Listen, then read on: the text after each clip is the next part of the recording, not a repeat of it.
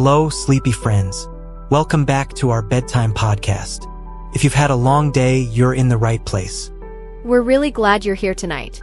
Whether you're already tucked in or still getting comfortable, this is your small pocket of calm. Let your shoulders soften, unclench your jaw, and if it feels good, take one slow breath in and let it out gently. Tonight we're sharing a story about kindness, patience, and what can happen when we stop judging before we truly understand. It's a quiet story, the kind that moves like a lullaby. It's called The Quiet Giant of Willow Hill. Just beyond a peaceful little village, there was a tall, green hill covered with willow trees. The branches hung low, like they were always listening. The villagers called it Willow Hill. A long time ago, it was the happiest place. Kids used to race to the top, roll down the grassy slopes, and come home with leaf-streaked knees and stories that tumbled out faster than their breath. But seasons passed, and the hill slowly grew quiet. Not because it changed, but because the village did. It started with small things. A sound late at night. A heavy step that made the ground feel a little too awake. And then the whispers arrived like they always do. Someone said they heard footsteps up there. Someone else swore they saw the willows shaking when there was no wind. And before anyone asked a single real question, the story began to build itself. Something big lives on that hill. Something you don't want to meet. And fear is a strange thing, isn't it? Can grow taller than the truth. Soon, no one visited Willow Hill. Parents called their children back at dusk. Even the bravest kids avoided looking at the top for too long. But the truth was much softer than the rumor. Up on Willow Hill lived a giant named Bram. He was tall enough that the willow branches brushed his shoulders. If he stood straight, he could touch the highest leaves like they were the feathers of a sleeping bird. And yes, he was big. Big enough that a single step could sound like thunder if he wasn't careful. So Bram learned to move gently. He placed his feet like he was walking on glass. He kept his voice low, even when he was alone. Not because anyone told him to, but because he worried about scaring people. At night, he'd sit near the willows and look down at the village. He could see lanterns glowing in windows.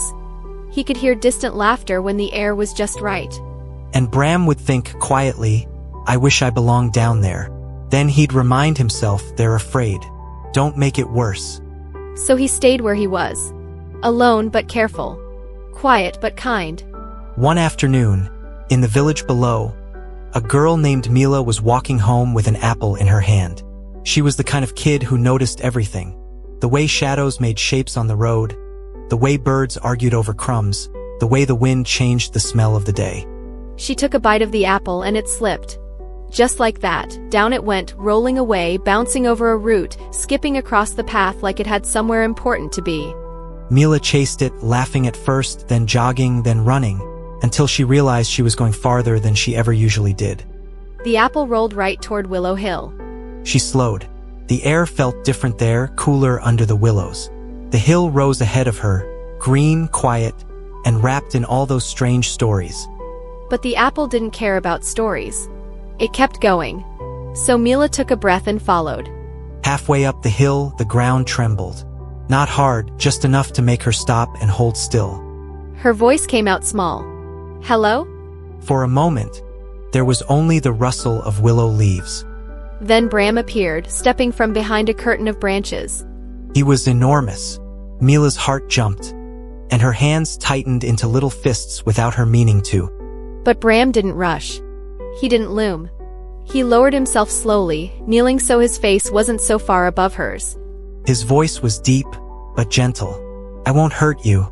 Mila looked at him the way you look at something you don't understand yet. His hands were huge, yes, but steady. Like they were made for holding fragile things without breaking them.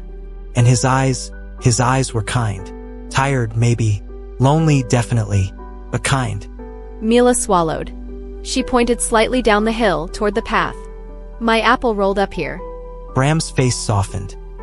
He reached out carefully, and with 2 fingers he nudged the apple back toward her like it was a delicate treasure. There you go.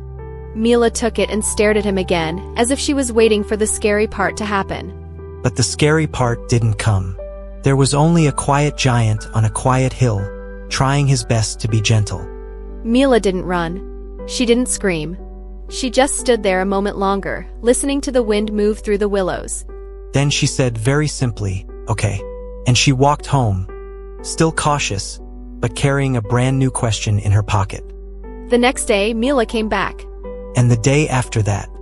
At first she brought nothing but her curiosity. Then she brought little stories, what her teacher said, what the baker did when he burned the bread, how the village cat somehow ended up in the fountain again. Bram listened like those stories mattered. Like Mila mattered. One afternoon she struggled to carry a basket of apples, and Bram helped by lifting the whole basket with one hand. He handed it back like it weighed nothing. Another day, her kite snapped in the wind and came down in a sad tangle of string. Mila tried to fix it, getting more frustrated with every knot. Bram watched for a moment and then asked carefully, "May I?" He repaired the frame with a twig, tied the string neatly, and handed it back. Mila's face brightened like a candle being lit. After a while Bram asked the question that had been sitting behind his teeth for days. "You're not afraid anymore?"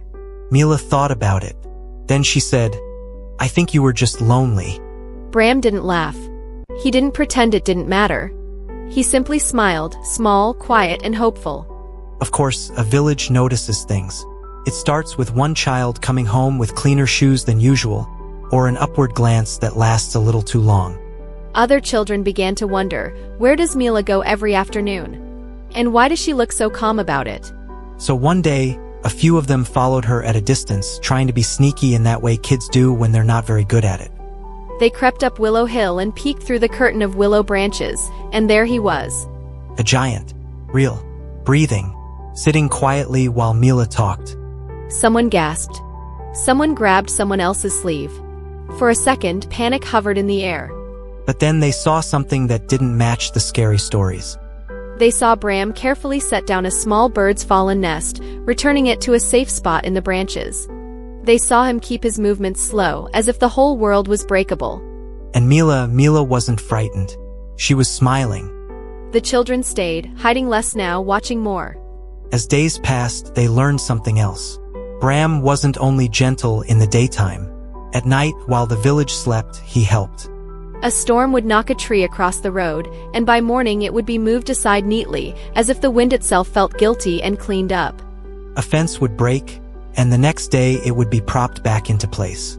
A heavy branch would threaten a roof, and somehow it would be lifted away before anyone even knew to worry. The giant everyone feared had been protecting them the whole time.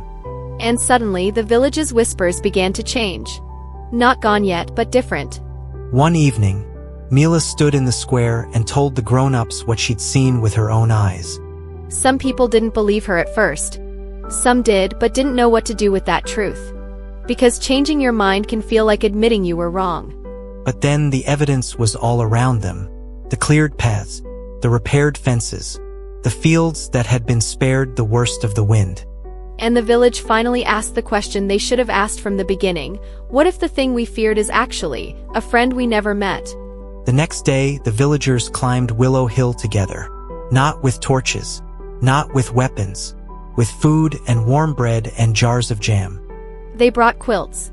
They brought shy smiles. They brought the kind of silence that isn't scared, it's respectful. When Bram saw them coming, he started to back away, his shoulders curling inward as if he could make himself smaller. But Mila stepped forward. "It's okay, Bram. They're here to meet you." A villager, a man who'd once sworn the hill was haunted, cleared his throat and said, "We're sorry. We were afraid because we didn't understand." Another voice followed. "Thank you for helping us." Bram blinked, as if he wasn't sure he'd heard correctly, and then his eyes filled with tears that didn't fall fast, just slowly gathered, shining like dew. He nodded. "You're welcome. I didn't want to be a monster in your stories." And just like that, the hill that no one visited became the hill where everyone belonged. That night, Willow Hill felt different. The willows swayed like they were humming. Fireflies drifted through the grass, turning the dark into something gentle and glowing. Bram sat among new friends, listening more than talking. And for the first time in a long time, he wasn't watching the village from far away. He was part of it. And down below, the village went to sleep with a softer kind of peace, the kind you feel when you know you've made things right. So as you settle in tonight, maybe let this story be a small reminder. Sometimes the things that scare us are just things we haven't understood yet. And kindness often begins with one brave choice: to be curious instead of judgmental. If this story felt cozy for you, we'd love for you to come back again soon. For now, let your breathing slow. Let your thoughts drift like willow leaves in the wind. Good night, sweet friends. Sweet dreams.